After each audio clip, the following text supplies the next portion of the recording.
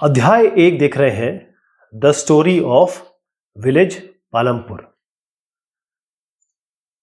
पालमपुर गांव की कथा, इसके बारे में चर्चा करेंगे आज। अब ये विलेज जो है, इसकी कुछ चीजें हम निकालेंगे और फिर समझेंगे कि क्या क्या चीजें एक विलेज में, एक नॉर्मल विलेज है ये, यानी कि हम इसको हिंदुस्तान का एक नॉर्मल विलेज लेके ट्रीट करेंगे और कोशिश करेंगे कि क्या इसके समानताएं हैं बाकी जो विलेजेस हैं हिंदुस्तान में, क्या ये डेवलप्ड है, इसमें क्या चीज़ें हैं जो बाकियों से अलग है। पालमपुर एक रियल विलेज नहीं है, ये हमारी कल्पना में है। तो एक हाइपोथेटिकल पालमपुर, एक हाइपोथेटिकल हमारे सोच में है ये, और उसको हमने गढ़ा है। पालमपुर ऐसा कोई है नहीं हिंदुस्तान में, ये बता दूं आपको। अब पालमपुर में जिस गांव की हम परिकल्पना कर रहे हैं, यहाँ पर फार्मिंग, एग्रीकल्चर, ये यहाँ की मेन एक्टिविटी है। इसके अलावा भी स्मॉल स्केल मैन्युफैक्चरिंग है, डेयरी है, दुग्ध, ट्रांसपोर्ट है, यातायात। इसके अलावा और भी चीज़ें हैं जो पालमपुर में होती हैं। अब इसमें कई ऐसी चीज़ें हैं जो नेचुरल रिसोर्सेज होते हैं, ह्यूमन एफर्ट लगता है, रिसोर्सेज है। अब ह्यूमन एफर्ट्स, लोग क्या काम कर रहे हैं, किस तरीके से कर रहे हैं, इसके बारे में चर्चा करेंगे। अब ये जगह कैसी है, ये रोड देखिए। पालमपुर जो है वो आसपास के जो टाउन है, शहर और गांवों से कनेक्टेड है, अच्छा खासा कनेक्टेड है। ये पालमपुर है, 3 किलोमीटर अगर आप जाएंगे तो वहां पर है रायगंज। ये जो रायगंज है ये भी विलेज, लेकिन रायगंज थोड़ा बड़ा विलेज है, बड़ा गांव है। ये कनेक्टेड है। थोड़ा सा और आप आए जाएंगे इसी रोड पे, थोड़ा और आगे जाएंगे, जैसे पालमपुर गांव है, रायगंज बड़ा गांव है, और एक शहर है जिसे हम शाहपुर कह रहे हैं, शाहपुर। इस तरीके से ये कनेक्टेड है। शाहपुर एक टाउन है। क्योंकि ये आपस में कनेक्टेड है और रोड, यानी कि आप ये कह सकते हैं कि ट्रांसपोर्टेशन की व्यवस्था अच्छी है, सामान आता जाता है, जाने आने में कोई दिक्कत नहीं होती है, गाड़ियां चलती हैं, ढुलाई के सामान चलते हैं। 450 तकरीबन फैमिलीज हैं यहाँ पर, अलग अलग कास्ट को बिलोंग करते हैं। 80, इन 450 में जो 80 फैमिलीज हैं वो अगड़ी जाति की हैं, अपर कास्ट की हैं। उनके अच्छे घर हैं, ब्रिक के बने हैं, यानी कि सीमेंट के बने हुए पक्के मकान हैं। इसके बाद इसमें 1/3 निकाल लीजिए तो 1/3 निकाल लीजिए, 3 9 45, तो करीबन 90, 1/3 और 100, 3 करीबन मान लीजिए 3 1 3, 3 5 15, 150 जो है वो एससी कम्युनिटी है। इसका मतलब पिछड़ी जाति। और ये जो है थोड़ा शहर के कोने में रहते हैं। इनके घर उतने अच्छे नहीं हैं, साफ सुथरे नहीं हैं, और बढ़े नहीं हैं, और मिट्टी के हैं, ये कहें स्ट्रॉ से बने हुए ऊपर। तो एक इससे खबर में निकल के आ रही है, वो ये है कि अगड़ी जातियों के घर अच्छे दिखते हैं हमें शहरों में, और पिछड़ी जातियों के थोड़े माइल्ड दिखते हैं, थोड़े ठीक ठाक नहीं दिखते हैं। इसके अलावा जितने भी घर हैं यहाँ पर इलेक्ट्रिक कनेक्शंस अच्छे हैं। पालमपुर के जो घर हैं उनके इलेक्ट्रिक कनेक्शन है, बिजली की सब में संपूर्ण व्यवस्था है। पढ़ाई की बात करते हैं, यहाँ पर 2 प्राइमरी स्कूल हैं, 1 हाई स्कूल है। हेल्थ की बात करें, स्वास्थ्य की बात करें पालमपुर में, तो यहाँ पर एक पीएचसी है, प्राइमरी हेल्थ सेंटर, सरकार का पीएचसी है, और एक प्राइवेट डिस्पेंसरी भी है, एक निजी डिस्पेंसरी भी है। पालमपुर जो हमने अभी बात की, इसे लगता है कि थोड़ा डेवलप्ड गांव है ये, क्योंकि रोड्स देखिए, यातायात हो रहा है, सिंचाई की व्यवस्था है, इलेक्ट्रिसिटी है, स्कूल भी है, और स्वास्थ्य केंद्र भी है। इसका मतलब चीज़ें थोड़ी डेवलप्ड है। बाकी अगर गांव से कंपेयर करेंगे तो थोड़ी, क्योंकि ये इमेजिनरी है, ध्यान रखिएगा, अब जितनी भी हम विलेजेस देखते हैं वहां पर फार्मिंग, एग्रीकल्चर ये मेन होता है जितने हिंदुस्तान के गांव हैं, लेकिन उसके अलावा नॉन फार्मिंग भी है। यानी ऐसे नॉन फार्मिंग वो होते हैं जो एग्रीकल्चर से रिलेटेड ना हो, जैसे मैन्युफैक्चरिंग हो गया, विनियम हो गया, शॉप हो गया, ये सब ऐसे हैं जो नॉन फार्मिंग एक्टिविटी है, खेती से रिलेटेड नहीं है। जैसे मैंने कहा कि पालमपुर में, और उससे अगर जितने भी अगर आप रिलेट करें कि और भी विलेजेस जो हिंदुस्तान के हैं वहां पर प्रोडक्शन होता है, यानी या आप चीजें पैदा कर रहे होंगे, मैन्युफैक्चर कर रहे होंगे, या आप सर्विस दे रहे होंगे। इसका मतलब यह है कि जब आप कोई चीज प्रोड्यूस करना चाहते हैं, मैन्युफैक्चर करना चाहते हैं, तो कुछ जरूरतें पड़ती हैं। पहली चीज चाहिए आपको जमीन चाहिए, और जमीन के अलावा पानी चाहिए, फॉरेस्ट की आवश्यकता होती है क्योंकि इससे रॉ मटेरियल आता है, मिनरल्स चाहिए, खनिज चाहिए हमको। दूसरी चीज हमें चाहिए होती है लेबर किस तरीके हो सकता है? दो तरीके का हो सकता है। एक लेबर हो सकता है एक स्किल्ड और एक अनस्किल्ड। तो अगर फिजिकल वर्क लेबर लीजिए जो इसमें केवल शरीर का काम करते हैं, मेहनत करते हैं, और कहीं कहीं आपको पढ़ाई लिखाई वाला भी आदमी चाहिए जिसे स्किल कहते हैं, हुनर वाला आदमी चाहिए। तो ये जो है फिजिकल कैपिटल। तीसरी चीज ये होती है फिजिकल कैपिटल। क्या होती है? इसका मतलब ये है कि अगर आप फिर से इसको दो भाग में डिवाइड करते हैं, फिजिकल कैपिटल को हम दो भाग में डिवाइड करें तो इसमें फिक्स कैपिटल हो सकता है, इसमें वर्किंग कैपिटल हो सकता है। फिक्स कैपिटल में क्या होता है? मान लीजिए आपको कोई गुड बनाना है, मैन्युफैक्चरिंग यूनिट बनानी है, तो आपको कुछ ना कुछ तो चाहिए। इसका मतलब एक बिल्डिंग आप बनाते हैं, इसके बिल्डिंग के अलावा कुछ टूल्स लाएंगे हम, कुछ मशीन लाएंगे आप। ये सारी चीजें, ये मशीन है, बिल्डिंग है, कंप्यूटर है, टरबाइंस है, जनरेटर्स हैं, ये सारी चीजें जो होती हैं ये एक स्टैब्लिश हो जाती हैं। आप ले आते हैं, खरीद लाते हैं, और ये चलती रहती है। एक मशीन जो है, कंप्यूटर कम से कम 7-8 साल चल जाएगा। तो इसको हम कहते हैं ये, इसीलिए इसको बिल्डिंग तो नहीं चेंज होगी, आज बनाया और कल चेंज हो जाएगी, ऐसा नहीं होगा ना। तो इसीलिए हम इसको, यहां जो पैसा लग रहा है इसको हम कहेंगे, मशीन टूल लाने के लिए इसको हम फिक्स कैपिटल कहेंगे, इसलिए इसको फिक्स कहा जा रहा है। पैसा फिक्स कैपिटल, ये भी कैपिटल है। इसके अलावा आपको कुछ भी बनाने के लिए कच्चा माल चाहिए, रॉ मटेरियल चाहिए, आपको मार्केट जाना पड़ेगा, आपको चीजें खरीदना पड़ेगी, कहीं ना कहीं आपको उधार से काम चलाना पड़ेगा। इसका मतलब आपको खरीदने के लिए एक चीज, कुछ ना कुछ पैसा चाहिए हाथ में।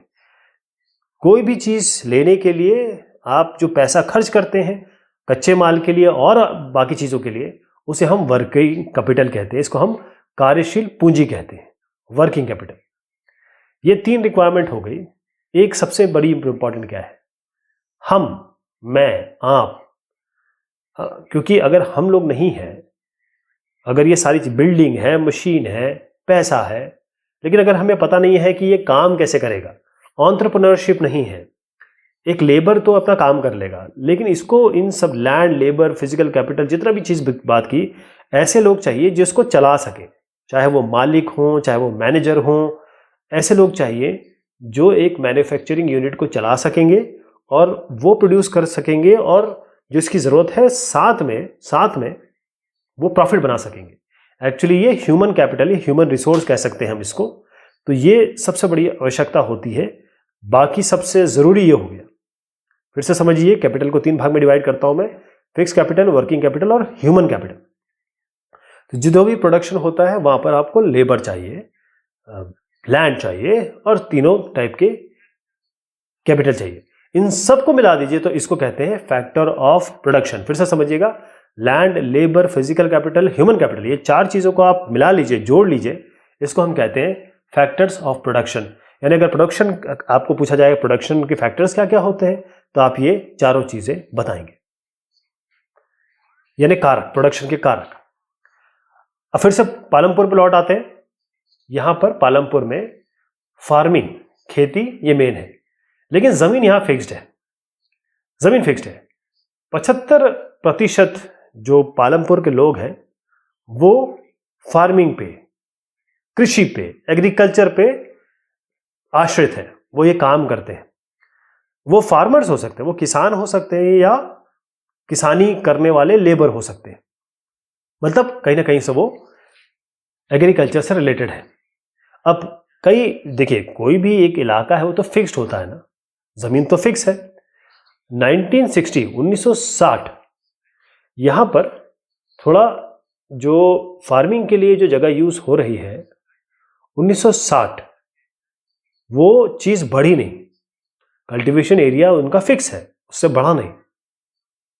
कुछ ऐसा वेस्टलैंड है जो ऐसा लैंड है जिसको कन्वर्ट किया जा सकता था कि जिसपे खेती की जा सके। कोई ऐसा एरिया, क्योंकि इनका एरिया तो बड़ा नहीं, कुछ ऐसा जो वेस्टलैंड है उसको कन्वर्ट किया जा सकता था। इसका मतलब ये है कि अब क्योंकि ये वेस्टलैंड इन्होंने ले लिया, कुछ ले लिया, लेकिन अब उनके पास और कोई जगह नहीं है जिसमें ये प्रोडक्शन कर सके, या आप कहें कि कोई एग्रीकल्चर एक्टिविटी कर सके। अब 100 मीटर बाय 100 मीटर का आप एरिया आपको बताता हूँ, एक फिक्स्ड एरिया है। जब 100 मीटर बाय 100 मीटर, कैसे, ये एक, हम इसको एक लैंड एरिया लेके चलते हैं 100 मीटर बाय 100 मीटर। हम चाहते हैं कि इंक्रीज करें, क्रॉप प्रोडक्शन बढ़े, यानी जो एग्रीकल्चर का प्रोडक्ट है वो बढ़े। तो कैसे करेंगे, क्या तरीके हो सकते हैं? ज़मीन उतनी ही है, वेस्टलैंड भी ले लिया गया, अब क्या करेंगे? तो हो ये सकता है कि 1960 से कोई एक्सपेंशन नहीं हुआ, तो कल्टीवेशन का तरीका, खेती का तरीका, जो फिक्स एरिया है इनके पास, उसको हम किसी तरीके से ज़्यादा क्रॉप ला सकें उसी एरिया में। तो इसके लिए मल्टीपल क्रॉपिंग हो सकती है, मॉडर्न फार्मिंग हो सकती है, यानी खेती के तरीके बदले जाएंगे, बदले जा सकते हैं। तो पालमपुर में वाकई में इन दोनों पद्धति से, जो ज़मीन उनके पास फिक्स है, वहाँ पर इन्होंने खेती के ज़रिए प्रोडक्शन बढ़ाया। मल्टीपल क्रॉपिंग क्या हुई फिर इसमें? अब देखें कि ये एरिया है, किसी साहब का एरिया है, वो कोई एक मान लीजिए क्रॉप इसमें ग्रो कर रहे हैं। अब 2 से 3 क्रॉप, इसका मतलब क्या होता है कि लोग क्या करते हैं, 3 क्रॉप, कम से कम 2 मेन क्रॉप, मतलब 2 मल्टीपल क्रॉपिंग, एक ही जगह पे वो एक बार एक क्रॉप, दूसरी बार एक साल में 3 महीने एक क्रॉप, 4 महीने दूसरी क्रॉप, बाकी 4 महीने अगली क्रॉप, इस तरीके से कर रहे हैं। तो इसका मतलब ये है कि कम से कम 2 मेन क्रॉप वो उगा रहे हैं, उसके बीच में एक तीसरी क्रॉप जो ये उगाते हैं वो आलू उगाते हैं, मेनली जो पालमपुर के लोग हैं। इसीलिए ये मल्टीपल क्रॉपिंग कर रहे हैं, मल्टीपल फार्मिंग कर रहे हैं। तो वीट, बाजरा, शुगर केन, गन्ना, पोटैटो, इसको ये उगा रहे हैं, कई लोग इस पे काम कर रहे हैं। मल्टीपल क्रॉपिंग का मतलब ये है कि, फिर से समझिएगा, कि ये अलग अलग क्रॉप, अलग अलग खेती, मतलब क्रॉप की खेती जगह सेम है, लेकिन उसी जगह पे अलग अलग टाइम में अलग अलग क्रॉप ये उगा रहे हैं। जैसे ज्वार और बाजरा बारिश के समय में, और आलू अक्टूबर और दिसंबर के समय में। फिर गेहूं जो हो गया वो विंटर सीजन में, ठंड के समय। तो ये ज्वार और बाजरा रेनी सीजन में, आलू अक्टूबर दिसंबर में, और जो वीट है, गेहूं, ये विंटर सीजन में, ठंडे समय। तो इस तरीके से चीज़ें बढ़ी, इन्होंने बढ़ाई। इसके अलावा क्या किया? Modern farming. पालमपुर गांव के जो लोग हैं वो मॉडर्न फार्मिंग कर रहे हैं, नए तकनीक की फार्मिंग कर रहे हैं। इसके लिए HYV यानी हाई यील्डिंग वैरायटी के बीज इस्तेमाल कर रहे हैं। HYV, पहले ये नॉर्मल सीड यूज़ करते थे, उसमें ज़्यादा पानी की ज़रूरत होती नहीं थी, फर्टिलाइज़र की ज़रूरत नहीं थी, ये केवल गोबर से काम चल जाता था, जो पहले के बीज होते थे। लेकिन क्योंकि अब ये मॉडर्न फार्मिंग आ गई और ये HYV हाई यील्डिंग वैरायटी, मतलब उतना ही बीज बहुत सारी पैदावार देगा, इसका मतलब उसी लैंड में वो ज़्यादा पैदावार कर पा रहे हैं। हिंदुस्तान में जो पंजाब के, हरियाणा के और वेस्टर्न उत्तर प्रदेश के जो किसान हैं, उन्होंने ये मॉडर्न फार्मिंग की, अपनाई। उसके बाद आया ग्रीन रेवोल्यूशन, जिसको हम हरित क्रांति कहते हैं। जब ये ग्रीन रेवोल्यूशन हुआ, अब इसमें ये बताने की कोशिश की गई है ग्रीन रेवोल्यूशन क्यों आया। ये ग्रीन रेवोल्यूशन में ही ये सब चीज़ें आई कि भाई, एक तो वीट और राइस, बहुत ज़्यादा पैदावार इसकी हो सकी, जो ट्रेडिशनल या परंपरागत जो सीड्स यूज़ करते थे, गेहूं और चावल, अब जो नए सीड्स हैं HYV से बहुत ज़्यादा पैदा होने लगे।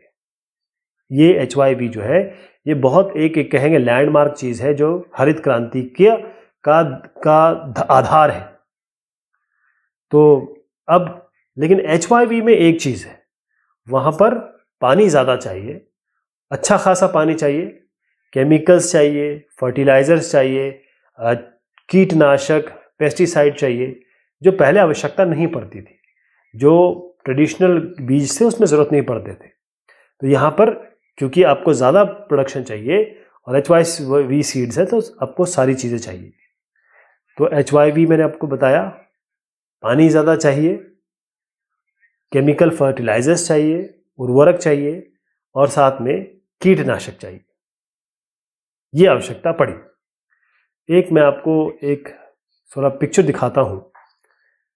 क्या हमने बात की, देखिए मॉडर्न फार्मिंग मेथड, हमको HYV सीड चाहिए, हमको मशीनरी चाहिए और उसके लिए डीजल लगता है, ट्रैक्टर वगैरह चलेगा, पानी चाहिए हमको, कैनाल से हो सकता है और डैम है, पंप सेट से हो सकता है, इलेक्ट्रिसिटी इसके लिए चाहिए, पैदा भी होती है, फिर फर्टिलाइज़र और पेस्टिसाइड चाहिए। मॉडर्न फार्मिंग के लिए एक पूरी व्यवस्था चाहिए ताकि आप ज़्यादा प्रोडक्शन कर सकें।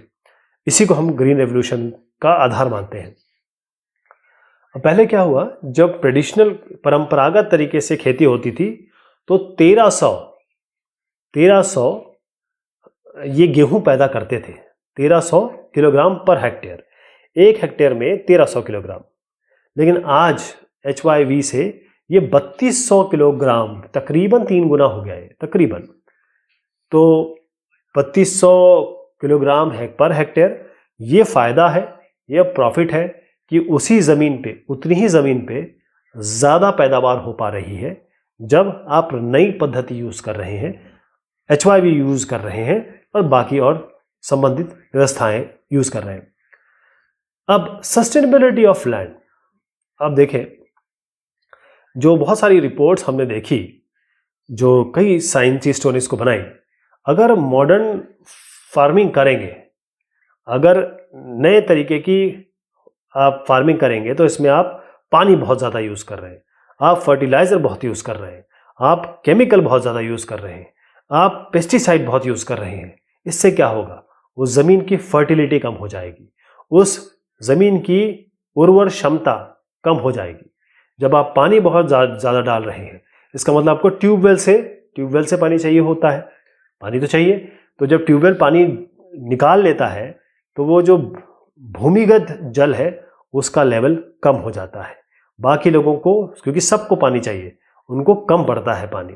इससे क्या होगा कि एनवायरमेंटल कंडीशन पैदा हो गई है कि जो हमारे धरातल का पानी है, जो भूमिगत जल व्यवस्था है, वो कम हो गई है। अब हमको ये फर्टिलिटी चाहिए, क्योंकि ये तो इससे तो फर्टिलिटी खत्म हो जा रही है मॉडर्न फार्मिंग से। तो इससे क्या किया जाएगा, क्योंकि मॉडर्न फार्मिंग में हम क्या कर रहे हैं कि जो नेचुरल रिसोर्सेज हैं उनको हम बहुत ज़्यादा यूज़ कर रहे हैं। जैसे जो मैंने कहा भूमिगत जल हो गया, रिवर, लेक, ये ख़राब हो रहे हैं, पोल्यूट हो रहे हैं, क्योंकि केमिकल फर्टिलाइज़र यूज़ कर रहे हैं। हम जो केमिकल फर्टिलाइजर्स यूज़ करते हैं, कीटनाशक यूज़ करते हैं, तो उससे बैक्टीरिया मर जाते हैं और माइक्रो ऑर्गेनिज्म जो कंपोस्ट वगैरह या कहें कि ह्यूमस वगैरह जो होती है ज़मीन में, जो उसको उर्वरता प्रदान करती है, वो सारे ख़त्म हो रहे हैं, वो धीरे धीरे उर्वरता को ख़त्म कर रहे हैं।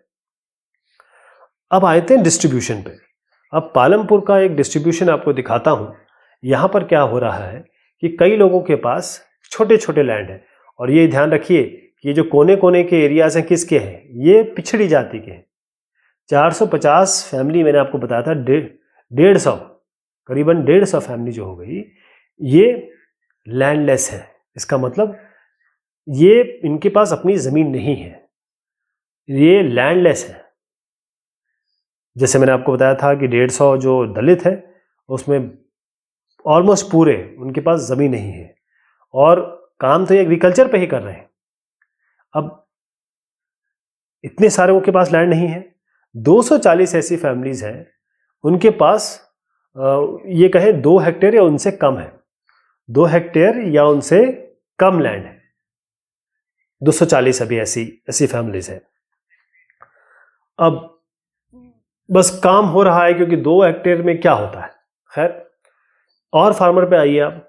ऐसे कुछ फार्मर है जिनके पास 2 हेक्टेयर से ज़्यादा है, 2 हेक्टेयर से 10 हेक्टेयर तक। तो ऐसे 60 फैमिली है, ऐसी 60 फैमिली है। तो कुछ बड़े बड़े इनके पास है 2 हेक्टेयर से ऊपर 10 हेक्टेयर तक। तो कुछ के पास नहीं है, कुछ के पास कुछ है, थोड़ी बहुत है, कुछ के पास ठीक ठाक है। ये 3 लेवल हमने देख लिए। अब एक और है जिसके पास बहुत बड़ी बड़ी जमीन है।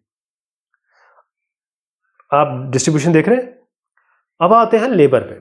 लेबर पे क्या हो रहा है, जब कभी भी कोई काम होता है, पालमपुर की संदर्भ में हम देखेंगे तो कुछ फार्मर है, कुछ लोग हैं जो अपनी ज़मीन पे काम करते हैं, लेकिन कई लोग हैं जो दूसरे की ज़मीन पे काम करते हैं। उसके लिए उन्हें वेज मिलता है, उससे उन्हें डेली वेज मिल सकता है, या हो सकता है उनको हायर किया जाए एक सीज़न के लिए। तो जो पैसे हैं, वेजेस हैं, सैलरी है, वो कैश हो सकता है, रुपये मिल सकते हैं उनको, या काइंड हो सकता है। इसका मतलब उनको कुछ सामान दे दिया जाए, यानी गेहूँ ले जाओ, चावल ले जाओ। तो जो पैसे हैं वो वेरी करते हैं। जो क्रॉप हर एक क्रॉप के लिए अलग पैसा होगा, और क्या काम आप कर रहे हैं, क्या काम वो लोग कर रहे हैं, उसके हिसाब से चीज़ें वेरिएड होती है। पालमपुर में काम हो रहा है, यहाँ पर प्लोइंग हो रही है, और यहाँ पर सोइंग हो रही है, स्प्रेइंग हो, यहाँ पर आप स्प्रेइंग कर रहे हैं, इंसेक्टिसाइड को छिड़का जा रहा है। ये ट्रेडिशनल तरीका है जिसमें बैलों को यूज़ किया जा रहा है। ये मॉडर्न तरीका है जिसमें ट्रैक्टर का उपयोग किया जा रहा है। यानी हर तरीके की चीज़ वहाँ हो रही है, छोटी जगह, बड़ी जगह, अलग तरीके के लेबर्स हो रहे हैं। अब मैं आपको डिस्ट्रीब्यूशन बता दूं कि कल्टीवेशन लैंड क्या है। ये हिंदुस्तान की बात कर रहा हूँ मैं, ये पालमपुर की बात नहीं है। तो अगर हम agriculture statistics at a glance 2006, ये थोड़ा चेंज हो गया है अब, लेकिन थोड़ा आपको एक आइडिया मिल जाएगा कि ये जो कल्टीवेटेड एरिया है, इसको देखें तो जो स्मॉल फार्मर्स हैं, क्या है नंबर ऑफ फार्मर्स। अब देखें cultivated area, number of farmers, तो 80% जो फार्मर्स हैं वो ये मीडियम है, या ये कहें स्मॉल फार्मर्स हैं। देखिए जो स्मॉल फार्मर्स हैं वो कितने हैं, इस नंबर ऑफ फार्मर्स 80% है, 80% स्मॉल फार्मर्स हैं, यानी कि उनके 2 हेक्टेयर से कम है। जहां आप कलर देखेगा, अब आप येलो कलर पे आइए, तो कल्टीवेटेड एरिया जो है वो जो येलो कलर है, केवल 20% फार्मर ऐसे लोग हैं जिनके पास इतने बड़े बड़े लैंड्स हैं, वहाँ पर कल्टीवेटेड एरिया उनका बड़ा है। यानी कि जो मीडियम और लार्ज फार्मर्स हैं उनके पास अच्छा खासा है, जो स्मॉल फार्मर्स हैं वो लोग बहुत हैं, काम बहुत कर रहे हैं, लेकिन उनके पास खुद की ज़मीन जो है या उनके कल्टीवेटेड एरिया जो है वो कम है, राइट। क्योंकि जो स्मॉल फार्मर्स हैं वो अपने यहाँ भी काम करते हैं, कभी दूसरे के यहाँ भी काम करते हैं। मीडियम जो है वो नॉर्मली दूसरे घर में काम नहीं करते, दूसरे की ज़मीन में काम नहीं करते। तो यहाँ पर 2 पालमपुर के लोग हैं, ये आपस में बात कर रहे हैं। आदमी कहता है कि बहुत मुश्किल है काम मिलना, एक बड़ा जो फार्मर है वो हमें हायर करेगा, हमें नौकरी देगा, लेकिन वो तभी करेगा जब सोइंग हो रही है, हार्वेस्टिंग हो रही है, उन्हीं समय करेगा। तो यहाँ पर ये लेडी कह रही है कि भाई हमको थोड़ा बहुत काम मिल जाएगा, लेकिन क्यों है कि अब बड़े जो फार्मर है उसने हार्वेस्टर ले लिया है, यानी कि जब हार्वेस्टर ले लिया तो अब इस बंदी को कम मिलेगा। तो बंदा कह रहा है, किसान कह रहा है कि जो ट्रैक्टर यूज़ हो रहे हैं, थ्रेशर्स यूज़ हो रहे हैं थ्रेशिंग के लिए, और अगर वीड्स को हटाना है तो उसके लिए मशीन से काम हो रहा है। तो ये कह रहे हैं कि मैं जो साहूकार है उसको 2000 रुपये मेरे पे उधार है, मैंने 1000 रुपये लिए थे जब कोई भी काम नहीं था, तो कैसे मैं इसको रीपे करूँगा, कैसा पैसा दूंगा। तो लेडी कहती है, तो ये कहती है कि मुझे ना ब्रिक मेकिंग, मैं रायगंज जाना पड़ेगा, वहाँ पर जो ईंटें बनती हैं वो वाला काम मुझे लेना पड़ेगा। उसकी सिचुएशन भी ये बता रही है कि अच्छा नहीं है, इन्होंने भी साहूकार से पैसा दिया है, अब इनको और पैसा नहीं मिल पाएगा। तो ये दाला और रामकली की एक बातचीत है। ये उस एरिया के पालमपुर के सबसे पुअरेस्ट में आते हैं, सबसे गरीब लोगों में आते हैं। अब हम वेजेस की बात कर रहे थे, पैसे की बात कर रहे थे। दाला, इसमें जो साहब है उसकी बात कर रहे हैं, किसान की। दाला और रामकली। तो दाला जो है वो उसके पास लैंडलेस लेबर है, वो डेली वेजेस पे काम करता है पालमपुर में। इसका मतलब उसको डेली वेज का मतलब होता है हर दिन उसको काम देखना पड़ता है। जो फार्म लेबर की लेबर है, जो गवर्नमेंट का एक रूल है, देखिए अप्रैल 2011 की बात कर रहा हूँ, ये हिंदुस्तान की बात कर रहा हूँ, 115 रुपये। अगर कोई भी जो सुबह से शाम काम करता है उसको मिनिमम आपको 115 रुपये देना पड़ेगा। डाला को मिल रहे हैं केवल 80 रुपये। ये जो डाला जो किसान है इनको केवल 80 रुपये मिल रहे हैं। ठीक, इसका मतलब क्योंकि ये अकेले नहीं है, बहुत सारे लोग जो है वो काम करने आ रहे हैं। अब अगर जो इनको हायर कर रहा है वो कहेगा देखिए ऐसा है, काम करना है तो मैं 80 रुपये दूंगा, 70 रुपये दूंगा, 90 रुपये दूंगा। तो लोग क्योंकि गरीब हैं वो काम करने को तैयार हो जाते हैं। तो लोग इतने सारे हैं, कंपटीशन हो जाता है उनके बीच में। तो यहाँ पर दाला कम पैसे में भी काम कर रहा है और रामकली तो और भी कम पैसे में काम कर रही है क्योंकि वो महिला है, उसको और कम दिया जाता है। अब कैपिटल की अगर बात किए, कैपिटल मतलब होता है पैसा, मेन चीज़ है पैसा। किसी भी मॉडर्न फार्मिंग के लिए जो हमने अलग अलग तरीके देखे वहाँ पर ज़्यादा पैसा चाहिए। जो छोटे फार्मर्स हैं उनके पास तो पैसा नहीं मिल पाता, पैसा नहीं है। वो क्या करते हैं कि बड़े फार्मर से पैसा लेते हैं या साहूकार से पैसा लेते हैं और उनका रेट, जो उनका इंटरेस्ट रेट होता है वो बहुत ज़्यादा होता है। तो 3 टाइप के कैपिटल हैं जो किसी भी ऑर्गेनाइजेशन में यूज करते हैं, जैसे हमने अभी देखा, वर्किंग कैपिटल, फिक्स कैपिटल और ह्यूमन कैपिटल। इन तीनों की हमने चर्चा की थी। तो जितने भी छोटे फार्मर हैं वो पैसा लेते हैं बड़े फार्मर से, क्योंकि अब उनको कुछ बोना है ना, तो कहीं ना कहीं से उनको बीज के लिए पैसा चाहिए, कहीं ना कहीं इनिशियली काम करने के लिए, ज़मीन को तैयार करने के लिए पैसा लेना पड़ता है। तो वो साहूकार के पास जाते हैं, साहूकार उनसे बहुत ज़बरदस्त इंटरेस्ट लेते हैं। इसके अलावा जो मीडियम और लार्ज है, मध्य और जो बड़े किसान हैं, वो उनको साहूकार से पैसे लेने की आवश्यकता पड़ती नहीं। इसकी स्टोरी आप समझिए, एक सविता किस तरीके से ये फंस गई, कैसे इसके साथ दिक्कतें आई। सविता एक छोटी किसान है और उनके पास केवल 1 हेक्टेयर यानी कि एक 100 मीटर बाय 100 मीटर की ज़मीन है। अब इनको बोना है कुछ, तो इनको फर्टिलाइज़र चाहिए, सीड चाहिए, पेस्टिसाइड के लिए कुछ पैसा चाहिए, कई चीज़ें इनको रिपेयर भी करनी है, इनके जो फार्म में इनको कई चीज़ें ठीक भी करनी है। तो ये सब करने के लिए इनको कम से कम 3000 रुपये चाहिए। तो वो किसके पास से लेंगी? वो कहती है कि तेजपाल के पास जाएंगी। ताजपाल एक बड़ा फार्मर है, वो ये कहता है ठीक है मैं पैसा दे दूंगा, लेकिन मैं लूंगा इंटरेस्ट रेट 24%। आप सोच रहे हैं 24, मतलब अगर 100 रुपये वो लेती है तो उसको 124 रुपये देने पड़ेंगे, और वो 3 और 4 मंथ में। इसका मतलब ये बहुत ज़्यादा पैसा है, बहुत ही बड़ा पैसा है, इंटरेस्ट ही बहुत ज़्यादा है। तो उसके अलावा एक और बात हुई कि सविता ने कहा, तेजपाल ने उससे प्रॉमिस ले लिया कि सविता आप मेरे लैंड में काम करोगी फार्मर की तरह, लेबर की तरह, और उसके लिए मैं आपको 35 रुपये दूंगा हर दिन के। मिनिमम एज आप देख रहे हैं 2011 के, आज तो 2020 की बात कर रहे हैं हम, 35 रुपये केवल उनको दिया जा रहा है। लेकिन उनकी सिचुएशन ऐसी ख़राब थी सविता की, उस बेचारी को यहाँ काम करना पड़ा। आप ये देख रहे हैं कि उस बेचारी के 3 बच्चे हैं, उसको घर की रिस्पॉन्सिबिलिटी भी लेनी है और इतने टफ कंडीशंस है, तो उसको लोन लिया है तो तेजपाल के इसमें काम भी करना पड़ेगा। मतलब सब जगह से परेशानियां हैं उसको। अब जब फार्म प्रोडक्ट हो जाते हैं, यानी कि आप एग्रीकल्चर कर लिया, उससे कोई चीज़ प्रोड्यूस हुई, मान लीजिए कोई क्रॉप हुआ, मैं एक एग्जांपल ले रहा हूँ, मान लीजिए 100 अमाउंट प्रोड्यूस हुआ, एक एग्जांपल ले रहा हूँ। तो फार्मर क्या करते हैं, मान लीजिए 20% अपने पास रख लेंगे ताकि वो अपने घर पूरे साल के लिए घर पे जो खाना है वो तो उनके पास रहे। तो इससे क्या होता है, जो 80% इनका बचता, मान लीजिए एग्जांपल ले रहा हूँ, जो सरप्लस प्रोडक्ट है, जो उन्होंने घर की ज़रूरतें पूरे कर ली, उसके बाद वो क्या करते हैं कि ये छोटे जो फार्मर है वो मीडियम और लार्ज के पास दे देते हैं। अब मीडियम और लार्ज के पास और सरप्लस है, जो स्मॉल फार्मर्स हैं वो उतना ज़्यादा नहीं पैदा करते, तो वो मंडी में जाके नहीं बेच सकते। क्यों? क्योंकि स्मॉल फार्मर्स जो है उनके पास उतना प्रोडक्शन होगा ही नहीं, है ना। हो सकता है इनके पास सरप्लस फूड हो ही ना, वो इतना ही पैदा कर पाते हैं जिससे उनका घर चल जाए।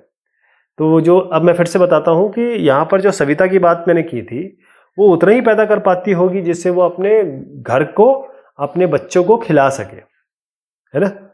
लेकिन अगर आप थोड़ा बहुत इनका सरप्लस भी है, अगर थोड़ा बहुत सरप्लस भी है, तो ये मीडियम और लार्ज को देंगे, क्योंकि इतना नहीं होगा कि जो उसको बेच सके कहीं जाके, या उनसे कोई लेगा, कोई छोटा मोटा सामान छोटे मोटे अमाउंट में तो लेगा नहीं।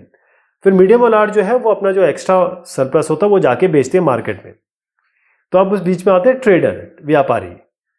मीडियम और लार्जर फार्मर जो है, मतलब मध्य और जो बड़े फार्मर है, वो क्या है, वो ग्रेन चीज़ें वो सप्लाई कर रहे हैं। ट्रेडर क्या करते हैं, वो इसको लेते हैं, अब वो ये मार्केट लेके जाते हैं। फार्मर नहीं लेके जा रहा, व्यापारी इनसे लेता है। अब वो शॉपकीपर्स को, जो गांव और सिटीज़ को पैसे बेचेगा, वो बेचेगा और पैसा लेगा इस सामान को। तो तेजपाल सिंह की बात मैं कर रहा था, इनके पास 350 क्विंटल, 1 क्विंटल होता है 100 kg, 350 क्विंटल इनके पास है, इतना इनके पास सरप्लस है। तो ये इसको एक्स्ट्रा मनी, ये पहली चीज़ तो ये है कि इसको बेचेंगे, अच्छा खासा पैसा होगा, ये कुछ पैसे रख लेंगे। और ये इन्होंने ये भी प्लान किया है तेजपाल ने कि हम एक ट्रैक्टर खरीदेंगे, आगे के लिए हम एक ट्रैक्टर खरीदेंगे और कुछ वर्किंग कैपिटल कई जगह पैसे भी लगा देंगे। इसका मतलब तेजपाल सिंह जो है उसके पास एक सरप्लस प्रोडक्ट है और वो ट्रेडर्स को देगा, ट्रेडर जाके उसे बाजार में बेचेंगे। कई फार्मर जो होते, कई किसान होते हैं, वो जानवर खरीद लेते हैं, ट्रक खरीद लेते हैं, और कभी कभी वो दुकानें भी खोल लेते हैं। तो ये इस तरीके से नॉन फार्म एक्टिविटीज़ में भी वो अपना रोल अदा करते हैं। तो अब नॉन फार्म एक्टिविटीज़ की बात करते हैं। जैसे हमने देखा 75% जो लोग हैं, 100 में जो 75 लोग हैं, वो काम कर रहे हैं पालमपुर में एग्रीकल्चर एक्टिविटी में। तो 25% ऐसे लोग हैं, ये कहीं 25% लोग जो हैं वो ऐसे सेक्टर में काम कर रहे हैं जो एग्रीकल्चर के अलावा है, एग्रीकल्चर नहीं है। पहली चीज़ है दुग्ध, डेली।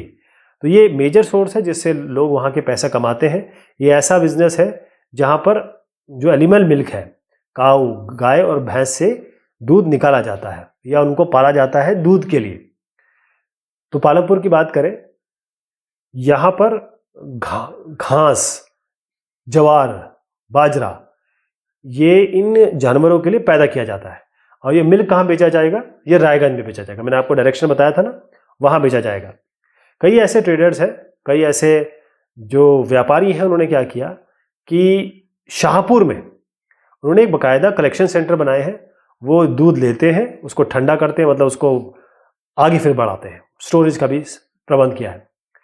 एक स्मॉल स्केल मैन्युफैक्चरिंग भी होती है, लेकिन उतनी ज़्यादा नहीं है।